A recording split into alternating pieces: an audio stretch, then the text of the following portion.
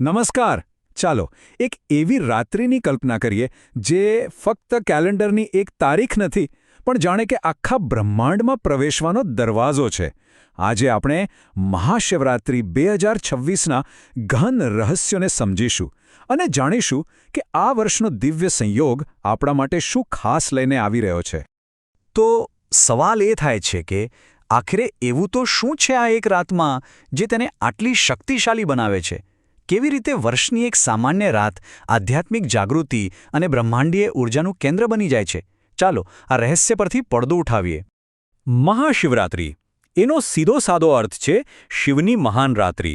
પણ આ માત્ર એક પૂજાનો દિવસ નથી. આ તો એક એવો અવસર છે જ્યારે આપણે આધ્યાત્મિક સાધના અને ઊર્જાના સૌથી ઊંચા શિખર પર પહોંચી શકીએ છીએ. એટલે જ તો આપણા આધ્યાત્મિક કેલેન્ડરમાં એનું સ્થાન સૌથી ઉપર છે. તો ચાલો તારીખ નોંધી લઈએ. વર્ષ 2026માં મહાશિવરાત્રિનો આ પવિત્ર પર્વ આવી રહ્યો છે 15 ફેબ્રુઆરી રવિવારના દિવસે. અને યાદ રાખજો, આ કોઈ સામાન્ય રવિવાર નહીં હોય. આ દિવસે તો એક મોટી બ્રહ્માંડીય ઘટના બનવાની છે. ચલો હવે આ ટાઈમિંગ્સ પર એક નજર કરીએ. જુઓ, ચતુર્દશી તિથિ તો 15 ફેબ્રુઆરીની સાંજે જ શરૂ થઈ જશે.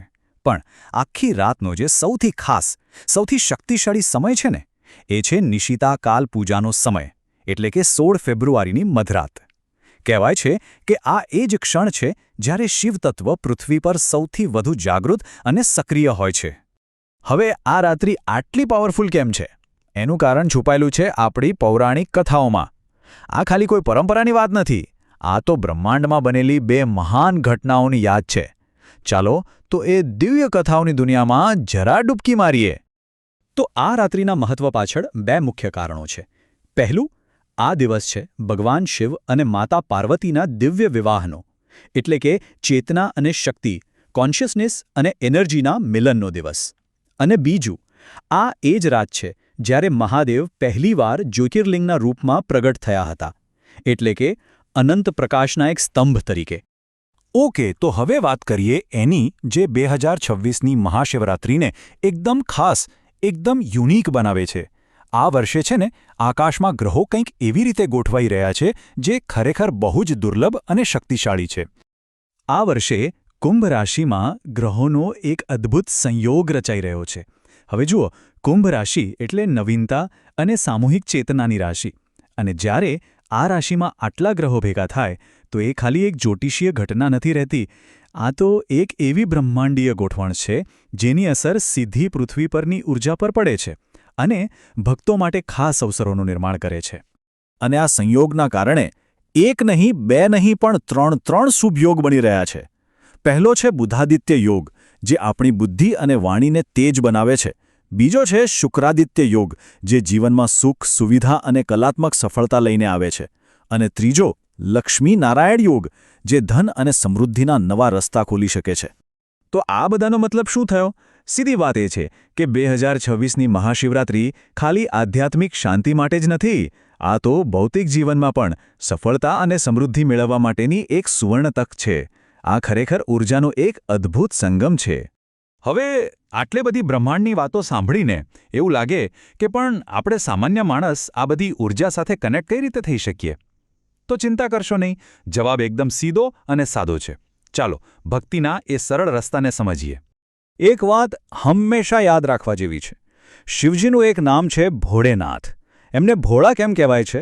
કારણ કે એમને ખુશ કરવા માટે કોઈ મોટા યજ્ઞ કે કર્મકાંડની જરૂર નથી પડતી. બસ સાચા દિલથી, શુદ્ધ ભાવથી કરેલી નાનકડી પૂજા પણ એમને મંજૂર છે. પૂજા વિધિ એકદમ સિમ્પલ છે. પહેલું પગલું અભિષેક. શિવલિંગ પર જળ, દૂધ કે મધ શ્રદ્ધાથી ચડાવો. આ આપણા મન અને આત્માની શુદ્ધિ છે. બીજું પગલું બિલ્વપત્ર. 3 પાનવાળું, તૂટ્યા વગરનું બિલ્વપત્ર ચડાવો. અને ત્રીજું પગલું મંત્ર જાપ. બસ આંખો બંધ કરીને ઓમ નમઃ શિવાય મંત્રનો જાપ કરો. આ મંત્ર આપણને સીધા જ બ્રહ્માંડની વાઇબ્રેશન સાથે જોડી દે છે. હવે માની લો કે મનમાં કોઈ ખાસ ઈચ્છા છે, તો એના માટે પણ શાસ્ત્રોમાં સરળ ઉપાય બતાવ્યા છે. જેમ કે જો કરિયરમાં સફળતા જોઈતી હોય તો શિવલિંગ પર મધનો અભિષેક કરો. અને જો કોઈ આર્થિક મુશ્કેલી હોય કે દેવું હોય તો એનાથી છુટકારો મેળવવા માટે શેરડીના રસથી અભિષેક કરવો ખૂબ જ ફળદાયી ગણાય છે. ઓકે, તો પૂજાવિધિની વાત તો થઈ ગઈ, પણ હવે જરા એનાથી આગળ વધીને આ રાત્રિના ઊંડા આધ્યાત્મિક અર્થને સમજીએ. આ જે કંઈ પણ આપણે કરીએ છીએ ને, એ ખાલી કર્મકાંડ નથી.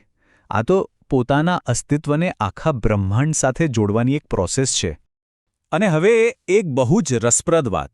વૈજ્ઞાનિક અને આધ્યાત્મિક દૃષ્ટિકોણથી એવું માનવામાં આવે છે કે મહાશિવરાત્રિની રાત્રે પૃથ્વીના ઉત્તર ગોળાર્ધમાં ઊર્જાનો પ્રવાહ કુદરતી રીતે જ ઉપરની તરફ હોય છે. એટલે જ કહેવાય છે કે આખી રાત જાગીને કરોડરજ્જુ એકદમ સીધી રાખીને ધ્યાન કરવામાં આવે તો સાધક આ કુદરતી ઊર્જાનો પૂરેપૂરો ફાયદો ઉઠાવી શકે છે. તો ટૂંકમાં મહાશિવરાત્રિનો અસલી મતલબ છે આપણા અંદરના જગતને બહારના વિશાળ બ્રહ્માંડ સાથે અલાઇન કરવું. આ રાત છે સ્વશોધની, પોતાની જાતને ઓળખવાની અને બ્રહ્માંડીય ચેતના સાથે એક થઈ જવાની. તો હવે જ્યારે આપણે આ રાત્રિના રહસ્યને જાણીએ છીએ ત્યારે સવાલ એ જ છે કે જાગૃતિની આ રાત્રિને આપણે કેવી રીતે અપનાવીશું? આ બ્રહ્માંડીય ઊર્જા સાથે જોડાવા માટે આપણો સંકલ્પ શું હશે?